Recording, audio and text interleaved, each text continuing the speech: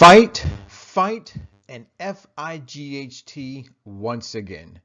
What's up, 23% Nation? Your man, Coach D, is here. And guys, I'm pissed off tonight. That's right. Coach D is upset. Coach D is mad. And Coach D is all about holding grudges. Just the opposite. Come on, 23% Nation. You know Coach D is all about light, peace, and definitely LOVE. So, allow me to introduce this new amazing three-part video series to you. Guys, hundreds upon thousands of people are actually participating in the 23% challenge. And one individual, one very striking individual, called me up and told me, Coach D, guess what happened to me on day 6? I'm sorry, day 5. Forgiveness Day. This individual, a man, he told me that he got into a fight with his girlfriend on Forgiveness Day. And he didn't go into all the specifics, but I thought about his situation.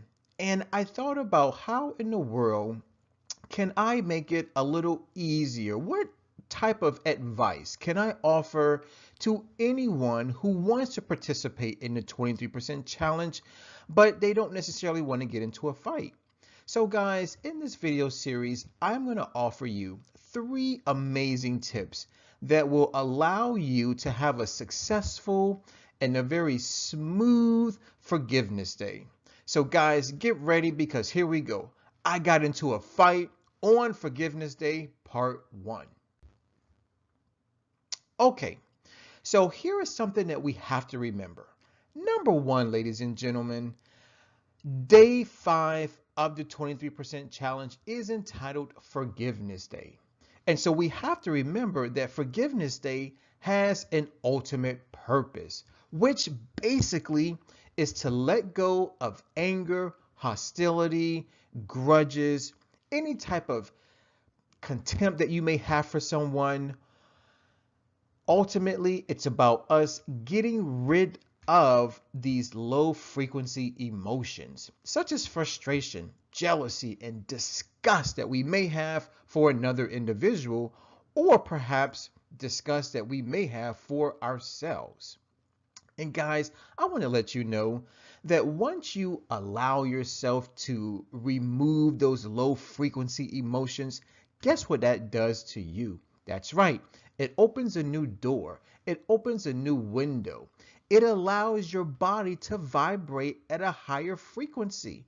So as we say goodbye to frustration and jealousy and disgust and envy, we say hello to happiness, excitement, love, joy, and everything else the wonderful world has to offer.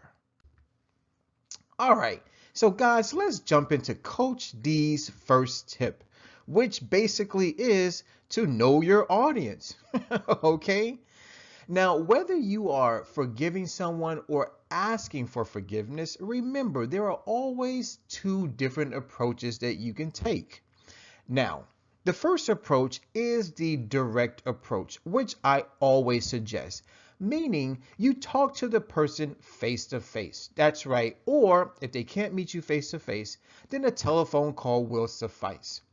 Now, the second approach is the indirect approach. All right. And all that simply means is rather than talking to the person face to face or over the telephone, you may want to write down whatever it is you would like to say to this person in a journal, or maybe write a letter and keep it stowed away. That way, you don't necessarily have to deal with the anger or the frustrations of the other person. So guys, my first tip is to use the indirect approach. In other words, if you know the person that you're asking forgiveness from, then you probably know that there may still be some anger there. There may still be some frustration there. There may still be some ill will there. So if you realize the potential for a fight is there, then you may not want to use the direct approach. Guys, the indirect approach ultimately is going to help you get rid of all those low frequency emotions. And that's ultimately the purpose of Forgiveness Day. So, to my man who got into a fight, guys, I want to apologize to you because maybe, just maybe, I didn't equip you well enough so that you would be successful. So I do understand that this is after the fact, but once again, I'm here learning my lessons just as you are. Hence this video. Okay? So for all of you who are listening, guys, know your audience. Know whether or not that person is prepared to digest the concept of forgiveness. Okay? So if you know the other individual is argumentative, is combative, and will not forgive you, then you may want to use the indirect approach, which simply means you sit down with all of your thoughts, a pen and a pad, and just start writing. And always be sure to write down every single thing that you're either forgiving or you're asking forgiveness for. So guys, that's basically it. So once again, know your audience and use the indirect approach. Ladies and gentlemen, I want to thank you for watching. I definitely want to thank you for listening. And as always, let's eat well, let's feel well, let's think well, let's do well, and ultimately let's be well. Now, of course, I got to hit you with our question of the day, right? Because me and the rest of the 23% nation, we have inquiring minds. So our question of the day is, have you flexed your forgiveness muscle lately? Hopefully you have.